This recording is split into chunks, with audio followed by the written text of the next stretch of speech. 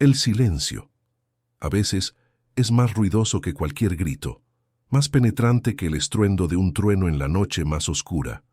Esa noche, en el corazón palpitante de la Ciudad de México, el silencio que siguió a las palabras emitidas por una radio fue tan denso que ahogó el bullicio de los estudios, el rumor de las calles empedradas y hasta el propio latido de la esperanza que se aferraba al aire. En la sala de espera de la XEW, los segundos se estiraron, volviéndose décadas. Se podían casi saborear pesados y amargos. Pedro Infante, el ídolo de Guamúchil, el charro cantor, el hombre que había ascendido desde la carpintería hasta el firmamento del cine mexicano, escuchó, o más bien lo obligaron a escuchar. Las ondas hertzianas, esas mismas que tantas veces habían llevado su voz melodiosa a cada rincón del país, ahora transportaban una burla cruel, un veneno destilado en palabras que buscaban arrancarle no solo su fama, sino su misma esencia, su raíz, su dignidad. Carpintero mugroso. La frase rebotó en las paredes de su mente, en el corazón de sus seguidores, en cada hogar humilde que lo había abrazado como suyo. Y entonces, el silencio. Un silencio que exigía una respuesta. ¿Pero cuál? Lo que ocurrió después, lo que Pedro Infante eligió hacer con ese veneno, no fue solo una respuesta.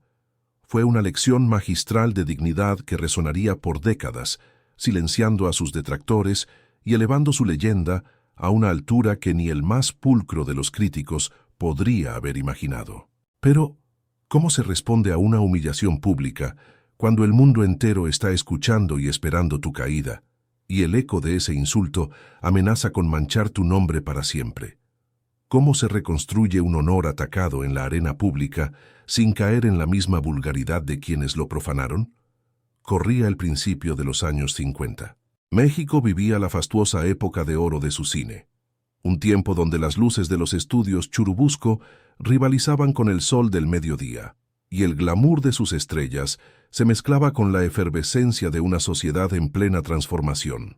Era un país que, si bien idolatraba a sus figuras, también podía ser cruel, celoso y despiadado con aquellos que osaban desafiar las barreras invisibles de la clase, esas líneas de tiza que separaban a los nacidos para triunfar de los que, según la élite, debían permanecer en su lugar. Pedro Infante, con su sonrisa franca, su mirada penetrante y su carisma arrollador, era el epítome del hombre del pueblo que había conquistado la pantalla grande y los corazones de millones. Su voz era la voz de México, sus gestos, la expresión de su gente. Pero para una porción de la élite, para aquellos que se sentían dueños de la cultura y la buena sociedad, su ascenso meteórico era una afrenta, una imperfección insoportable. Su origen humilde era una mancha, un pecado original que no perdonaban, una prueba de que la fortuna no siempre sonreía a los correctos. Lo veían como un intruso, un talento sin pedigrí, un artesano rudo en un mundo de terciopelo. En la sala de espera de la XW, el ambiente era tan tenso como el hilo de un violín a punto de romperse. El productor, un hombre de mirada calculadora, intentaba calmar la situación, su voz un murmullo ansioso, sus manos agitándose en el aire como si pudieran detener el tiempo o borrar las palabras recién pronunciadas. Un joven periodista, con la libreta en mano y los ojos brillantes, olfateaba la carnada de un escándalo que prometía llenar páginas y vender periódicos. Su pluma ya estaba afilada, lista para inmortalizar la caída del ídolo. Pero Pedro, sin embargo, no mostraba el arrebato de ira, el enojo que todos esperaban, que la situación parecía exigir. Su rostro, iluminado por la luz amarillenta y cansada de un foco solitario colgado del techo, reflejaba una mezcla extraña de sorpresa y una tristeza profunda, casi ancestral. No había gritos en sus ojos, sino una quietud perturbadora.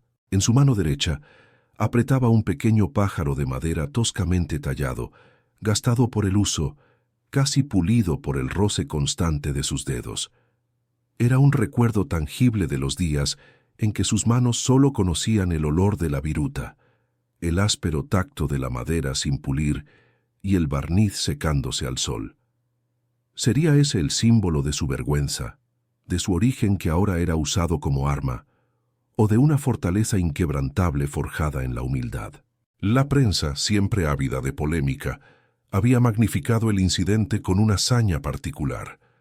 Los columnistas más ácidos se regodeaban en la burla, sus palabras goteando veneno, insinuando que el ídolo del pueblo no era más que un impostor disfrazado de caballero. Un hombre sin la educación adecuada, sin el refinamiento necesario para codearse con la gente bien. La máquina de la fama, esa bestia caprichosa que un día te eleva a los cielos, al siguiente te puede arrojar al fango con la misma indiferencia. Y Pedro, que siempre había sido un hombre de emociones a flor de piel, sentía el peso de esas palabras no solo sobre sí mismo, sino sobre cada persona que se sentía representada por él, por cada carpintero o albañil, por cada obrero y campesino que veía en él un espejo de sus propios sueños y aspiraciones. La humillación no era solo personal, era colectiva. ¿Cómo defender su honor sin caer en la vulgaridad que sus detractores esperaban ansiosos? ¿Cómo proteger a su gente de la vergüenza que querían imponerles, de la etiqueta de mugroso que buscaban extender a todos los que compartían su origen? El estudio, el productor, incluso algunos amigos cercanos, le aconsejaban prudencia, casi le suplicaban. No les des el gusto, Pedro. El silencio es oro, decían, sus voces cargadas de una mezcla de temor y pragmatismo. Deja que pase la tormenta, es lo más inteligente. Pero Pedro sabía que el silencio, en este caso, no sería oro, sería complicidad, sería aceptar la etiqueta de mugroso, de ignorante, de no apto, para los círculos de la alta cultura. Sería validar la idea de que su origen era una condena. Su carrera, su reputación, el cariño inmenso de millones de mexicanos estaban en juego.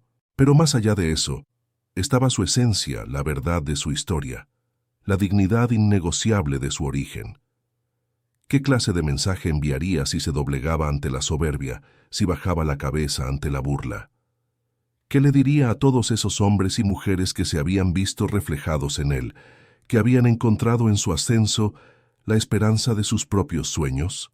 La presión escalaba con cada titular de periódico, con cada comentario en las tertulias de café de la élite, con cada susurro en los pasillos de Televisa. Se hablaba de contratos en riesgo, de patrocinadores nerviosos que veían su imagen asociada a un escándalo de baja estofa. La industria del cine, siempre pragmática y calculadora, no quería un ídolo manchado, cuestionado por su origen. Querían al Pedro Infante sonriente, al galán invencible, no al hombre herido que buscaba justicia o, peor aún, que se atrevía a reclamarla. El sistema, sutil y poderoso, intentaba doblegarlo, forzarlo a callar, a olvidar la afrenta como si nunca hubiera ocurrido. Le ofrecían una salida fácil, el olvido, pero Pedro, el mismo que había aprendido a dar forma a la madera con sus propias manos, el que sabía del esfuerzo que implicaba transformar un tronco en una obra de arte, sabía que había batallas que no se ganaban con puños, ni con ira, sino con la entereza del espíritu, con la verdad. Él no podía, simplemente no podía, aceptar ese silencio que equivalía a la rendición. Fue entonces cuando Pedro Infante, con una calma que desarmó a todos los presentes en aquella sala de espera, tomó una decisión. No sería un comunicado de prensa redactado por abogados, lleno de evasivas. No sería una disculpa forzada por algo que no había hecho. Sería algo más profundo, algo que solo él podía ofrecer, algo que resonaría con la misma fuerza que su voz. ¿Pero qué diría? ¿Cómo transformar la humillación en un acto de grandeza sin recurrir a la confrontación directa, sin rebajarse al nivel de sus atacantes?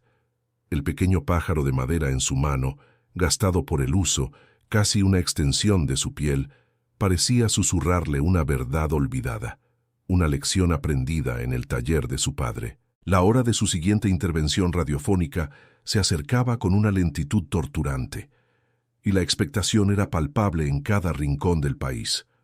Millones de hogares sintonizarían la XIW, millones de oídos estarían atentos. Los micrófonos, antes objetos inertes, se convertían en portales a millones de almas. La tensión era casi insoportable, una cuerda estirada hasta el límite. Los críticos, seguramente, Estarían sintonizando, esperando su reacción, listos para desmenuzar cada palabra, cada titubeo, cada señal de debilidad. Pero Pedro no titubeó.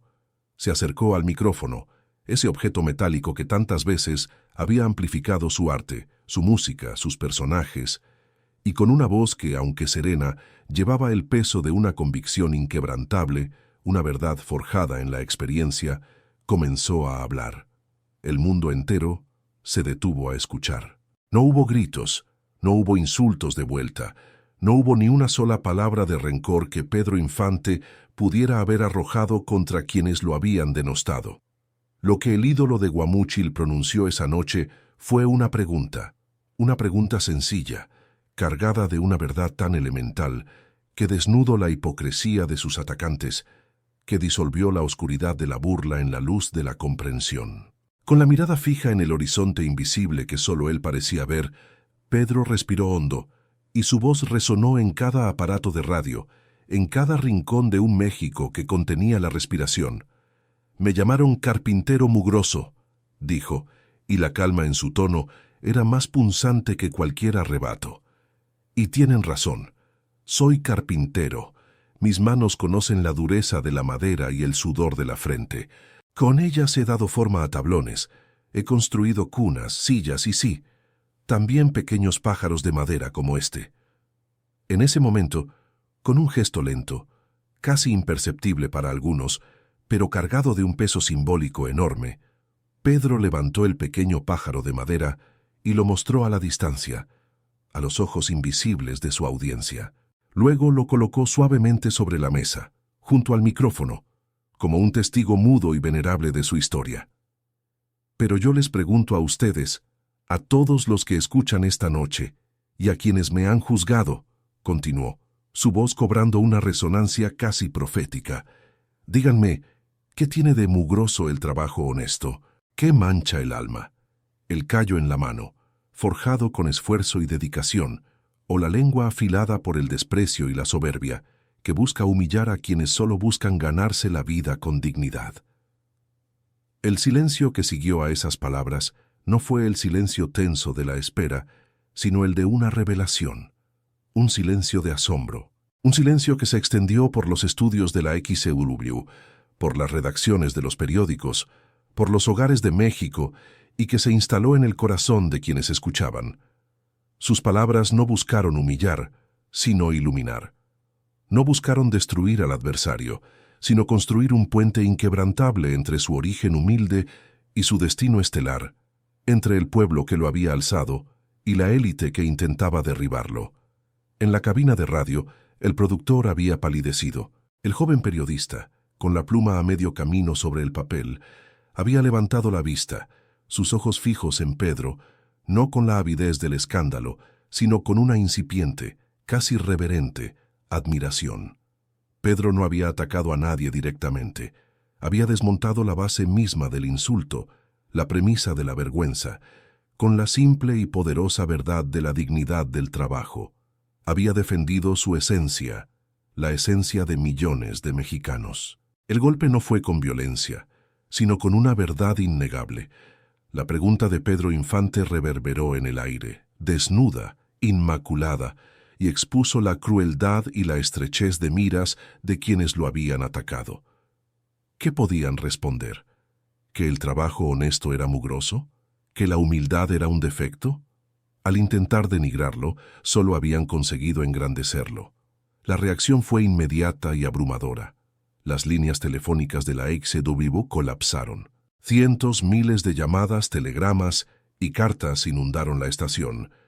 No eran de la élite ni de los críticos, sino del pueblo, de los carpinteros, de los albañiles, de las costureras, de los campesinos. Todos ellos se sentían representados, vindicados. Pedro Infante no solo había defendido su honor personal, había defendido el honor de una nación de gente trabajadora. Había convertido una humillación en un estandarte de orgullo. Los periódicos, siempre un termómetro de la opinión pública, comenzaron a cambiar su tono en cuestión de horas.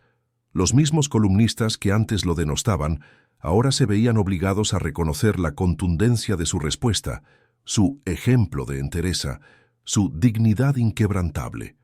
De pronto, el carpintero mugroso se había transformado en el maestro de la dignidad, en el héroe del pueblo, que había sabido responder con altura a la bajeza.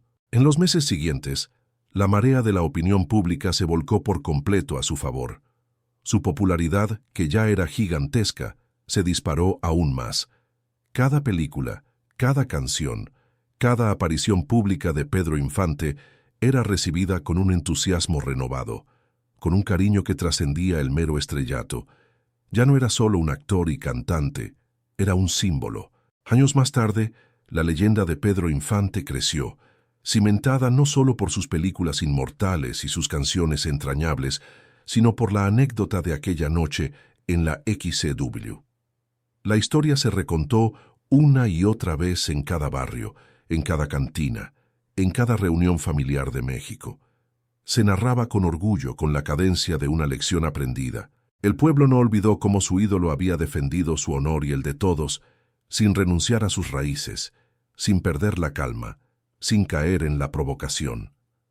El pequeño pájaro de madera, ese humilde objeto que había sido testigo silencioso, se convirtió en un amuleto, un recordatorio constante de que la verdadera nobleza no se mide por la cuna, por la riqueza o por los títulos, sino por la entereza para defender la dignidad propia y la de su gente, incluso ante la burla más cruel. No era un trofeo de una batalla ganada con fuerza bruta, sino de una victoria forjada con el espíritu inquebrantable. Pedro Infante continuó su carrera, dejando un legado imborrable en el cine y la música mexicana. Pero fue en aquella noche de radio, cuando la humildad se encontró cara a cara con la soberbia, que él grabó su nombre no solo en la historia del arte, sino en el corazón de un pueblo que aprendió que la verdadera grandeza reside en la integridad. La humildad a veces es el escudo más fuerte contra la arrogancia. Y esa noche, Pedro Infante lo demostró, dejando una lección que resuena hasta hoy. La verdad, dicha con el corazón y con dignidad, siempre humillará a la mentira. No se necesita un trono para ser rey de tu propia historia. Solo se necesita la fuerza para honrar tus orígenes y defender tu verdad. Si esta historia te tocó, compártela con alguien que necesite escucharla. ¿Cuál ha sido el momento en tu vida donde la dignidad fue tu mejor arma?